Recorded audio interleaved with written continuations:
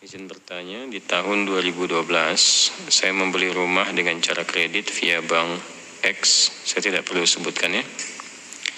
Saat itu saya belum paham dengan transaksi riba. Nah sekarang cicilan rumah tersebut masih tersisa kurang lebih 6 tahun lagi. Berdosakah jika saya tetap lanjutkan sampai cicilan selesai? Atau saya harus meninggalkan atau menjualnya?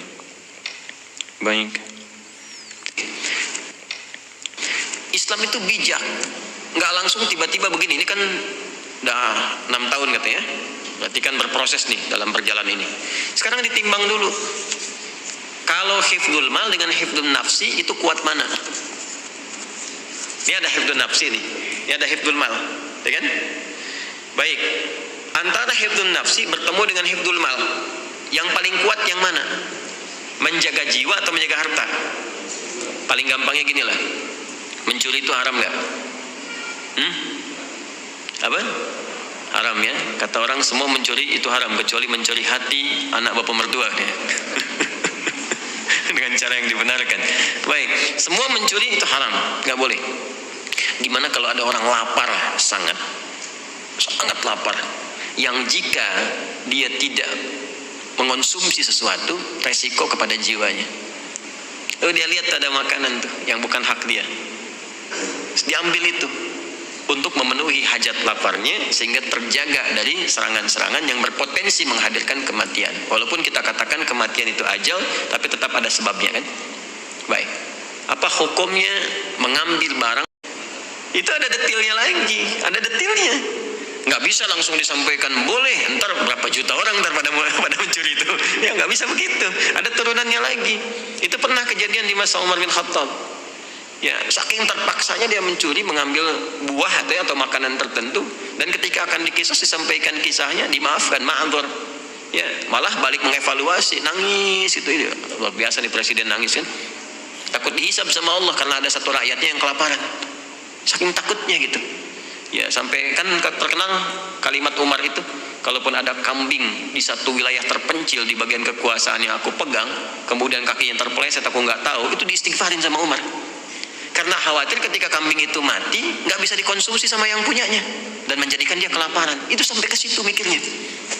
Ya, itu menurut saya sejarah Umar itu patut ditiru. Anda kalau mau jadi pemimpin tuh keluarkan tuh fikihnya Umar itu, dan itu akan luar biasa tuh, luar biasa dahsyatnya. Nah, ini yang saya maksudkan. Kenapa saya ilustrasikan itu dulu untuk menarik ke sini. Anda kalau berhenti di sini saat ini, masuk kategori darurat nggak gitu? Ya, kalau diputus nih, putus misalnya, dah selesai. Itu mengganggu kebutuhan primer yang sedang berjalan nggak selama ini? Yang menunjang aspek berkehidupan. Tinggalnya di mana kalau langsung diputusin? Ada tempat bernaung nggak? Nggak boleh ujung-ujung begini, tinggalin tuh. Tiba-tiba nanti nggak ada penopang sementara waktu pada saat itu yang disiapkan dan menjadikan kemudian lebih sulit dari sebelumnya sehingga mengganggu keberhidupan. Ini konstruksi ini nggak disampaikan sama beberapa penceramah yang menyampaikan dengan jawaban dari pertanyaan serupa. Suruh keluar dari pekerjaan, langsung keluar. Jualan pecel lele, pecel ayam atau yang lainnya. Tiba-tiba kegiatannya habis, nggak ada jembatan, malah lebih rusak daripada sebelumnya. Ujung-ujung syariat ditinggalkan, nggak percaya lagi pada Islam. Ada yang begitu, ada. Saya pernah menangani kasus limpahan. Kasus limpahan. Ini fatwa yang langsung dikatakan keluar, nggak boleh, haram, riba, keluar ya. Begitu keluar apa yang terjadi? Dia mencoba jualan, gagal. Akhirnya dia memaksa memisahkan ayah dan ibunya. Ayah yang kena Parkinson, ya, dan sudah stroke, tidak dalam kesadaran tinggi, dipaksa menceraikan ibunya, ibu sambungnya, supaya dia menguasai warisannya. Jadi begitu. Karena dia memilih cara singkat dan dia menempuh yang lebih haram lagi. Jelas ya? Nah, sepakat, riba itu haram. Keluar dari riba ada jalannya. Itu yang harus dirinci. Jelas ya? Maka bagaimana rinciannya? Pertama, timbang aspeknya. Ini yang bertanya ini, lihat, udah punya jembatan belum? Kalau bisa ditinggalkan ini, ya ditinggalkan, sudah. Oper cicilan, alihkan ke bentuk syariah. Kan ini bank konvensional punya syariah nih, ada juga yang syariah. Tanyakan dulu, ini solusi yang paling pertengahan. Ya, ambil, konversikan dari konvensional ke syariah. Nanti dinilai oleh syariah nih. Yang sudah berapa, biasanya syariah itu akadnya langsung jual beli nanti. Ya, ini dinilai berapa asetnya, harganya berapa, cicilan yang ke banknya yang konvensional berapa, dilunasin oleh bank syariah. Nanti ada skema untuk penjualan. Dari penjualan itu terjadi akad yang dibenarkan. Setelah akadnya terjadi, lanjutkan cicilan, itu jalan tengah. Jelas? Nah, lalu bagaimana status riba yang sebelumnya? Dengan ketidaktahuan, setelah itu tahu, Masya Allah, lanjutkan ayatnya. Ya, lanjutkan ayatnya. Yang ke kalimat ya ayyuhalladzina amanu taqullaha wa dharu ma baqiya minar riba. Ada? Terus sampai ke bawah sampai ada katarangan falahu ma salafa wa amruhu ilallah. Ada ayatnya? Terus sampai ke bawah, terus sampai walahu ma salafa wa amruhu ilallah. Ada ayatnya? Baik, jika ada yang sudah terjebak kepada riba, kemudian dia mau berpaling, bertobat, yang sebelumnya karena tidak tahu, ketika dia putus itu, yang sebelumnya terampuni oleh Allah Subhanahu wa taala. Ma'dzur, diampuni. Serahkan kata Allah urusannya kepada Allah. Sudah, Allah maafkan, itu selesai, sekarang perbaiki. Nah, kalau mampu dilakukan itu, konversikan dari konvensional ke syariah. Plus dari syariah nanti dinilai, teruskan cicilannya. Kalau susah, tidak ada dan sebagainya, lihat dulu nih, lihat dulu. Ini kalau pindah, dilepas, pindahnya kemana? Jangan sampai terjadi tiba-tiba rumah dijual, nggak ada tempat bernaung, setelah itu meminta-minta. Atau menyulitkan kolega sekitaran. Ada ibu kedatangan kita misalnya dengan keluarga, ada adik numpang tinggal tapi bawa rombongan dengan 6 anggota plus ART-nya misalnya kan. Nah, jadi agak repot di situ. Maka ketika ada kondisi seperti ini, dalam kondisi darurat yang sudah berlangsung, maka berlaku kaidah ad-daruratu tubihul mahdhurat. Dalam konteks darurat membolehkan sementara waktu sampai dengan tuntas ini selesai. Minta kemudian diakadkan supaya akadnya bisa diperbaiki flat. Ya, nggak ada tambahan. Kalau begitu, maka konsekuensinya harus berusaha untuk membayar sesuai dengan temponya, jangan sampai telat sehingga muncul kemudian akumulasi kembali yang jatuh pada hukum yang keliru di situ. Paham sampai sini? Awas, ini konteks darurat ya, jangan disamakan dengan hukum normal.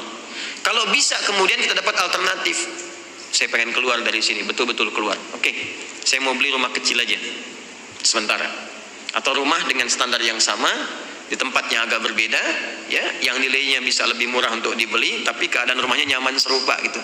Dan cukup ketika dihitung, kalau dijual, alhamdulillah dapat yang ini, nikmat dijalani, bebas dari riba, dan bisa diputus di sini, bisa disolusi. Kalau itu bisa dilakukan, nanti janji Allah akan mengganti yang itu dengan yang berlipat lagi. Ya, paham ya? Nah, itu 3 bagian ini yang harus saya terangkan. Tinggal melihat ini yang bertanya kepada keadaan dirinya. Jelas ya? Jadi sekali lagi, timbang ke keadaan dirinya. Kalau sekiranya bisa dikonversikan kepada syariah lebih bagus. Kalau sifatnya kemudian darurat, maka diselesaikan apa yang harus menjadi kewajibannya ini, sambil banyak beristighfar kepada Allah Subhanahu wa taala dan mohon solusi kepada Allah ya, dari sambil proses berjalan sehingga diberikan naungan-naungan pijakan yang kuat untuk segera meninggalkan itu. Kemudian yang ketiga, kalau ada tempat yang bisa digunakan untuk jadi alternatif, jadi pilihan, lebih bagus jalani itu. Dan jangan gengsi ya, gengsi itu hanya status kemanusiaan aja. Tetap kalau udah meninggal sama juga. Anda mau yang di komplek, orang bilang kota dengan kampung, tetap meninggal dikuburnya di mana? Tanah juga. Jelas ya? Saya kira saya sudah jawab ini ya. Jadi tinggal mengukur, dipraktekkan. Mohon izin, agama itu harus komplit disampaikan. Kalau enggak jadi bencana nantinya. Enggak bisa kita, oh ini ambigu, yang saja yang mana? Yang jelas itu yang saya terangkan. Jelas ya? Yang jelas itu yang saya terangkan. Nanti pilih di mana yang paling berkesesuaian untuk kita saat ini. Itu yang ditempuh. Itu jadi jembatan. Paham? Baik. Kredit motor dan kredit rumah tidak semuanya riba.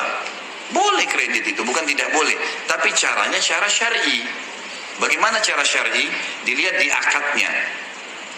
Kalau akadnya utang piutang, hukumnya riba. Baik, akad syariah adalah pihak A menulis akad pada saat sudah lihat ini motornya nih, mau belikan si B, baik harganya 15 juta. Saya belikan kata pihak A, tapi saya akan jual kepada Anda 17 juta. Saya akan jual, bukan hutang piutang ya, saya jual barang ini. Setuju nggak? Dia bilang saya setuju. Baik, pihak A membeli motor 15 juta, pihak B menyicil dengan dia dengan nilai 17 juta, tapi akadnya pihak A membeli motor senilai 15 juta yang dijual kepada pihak B dengan harga 17 juta. Akadnya jelas transaksi jual beli. Ini masuk dalam firman Allah, wa halallahu al-bay' wa harrama riba. Allah menghalalkan jual beli dan Allah mengharamkan riba.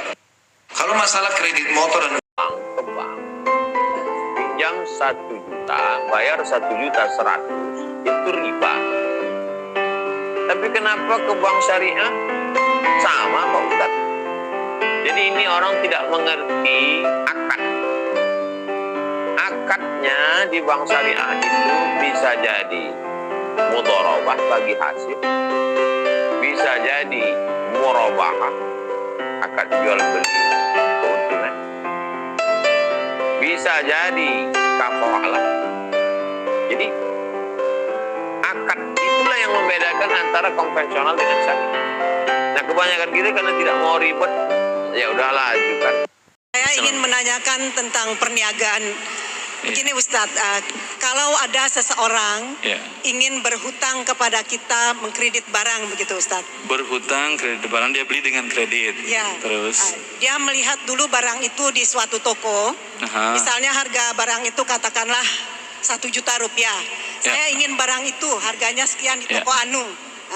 Kemudian berhutang ke saya gitu ya, untuk kredit barang itu. Saya pergilah ke toko itu melihat. Bu datang ke toko itu, Bu lihat. Ibu, saya lihat barang itu dengan harga segitu. Kemudian saya bilang kepada calon pembeli ini, saya mau menjual ke antum, tapi saya mengambil untung katakanlah 30% gitu.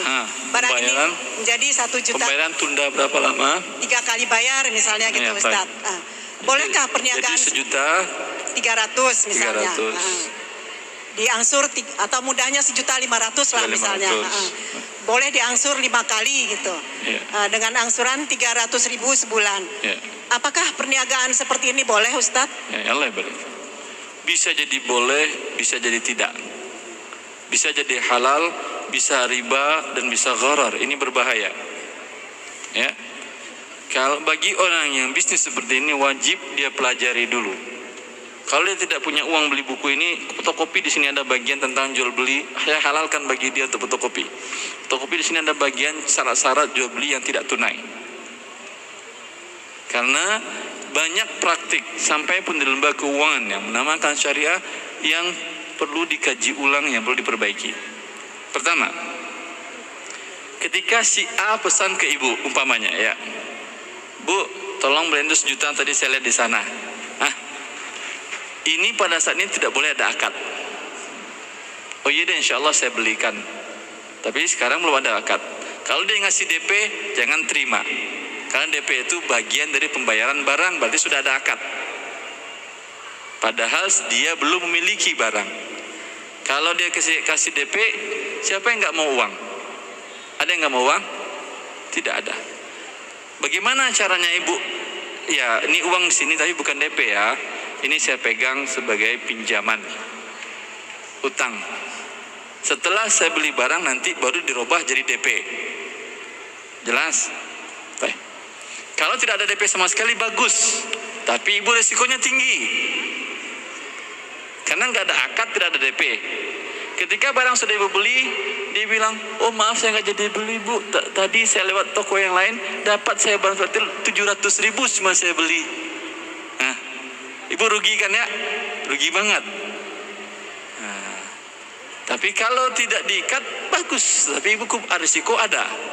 Tapi inilah, karena ibu ada risiko, boleh dapat untung. Dalam Islam seimbang antara risiko dengan keuntungan. Barang yang risikonya kecil, untungnya kecil. Jual beli makanan pokok, itu risikonya kan kecil. Semua orang butuh itu. Tapi untungnya juga kecil. Jual beli BBM, semua orang butuh BBM kan, mobil banyak. Tetapi untungnya kecil. Barang yang aneh itu untungnya besar. Seimbang dia, risikonya juga besar. Barang yang aneh, risikonya besar, keuntungannya juga besar. Maka dengan demikian, ya, ibu risiko ibu ada. Tapi siap nggak ada masalah. Ada beberapa teman yang buat malah besar tokonya ini. Dia memang buat toko kredit malah. Lalu dia minta tolong Ustaz buatin SOP-nya Ustaz, saya bikin toko kredit. Seperti tadi, SOP-nya pertama, ketika orang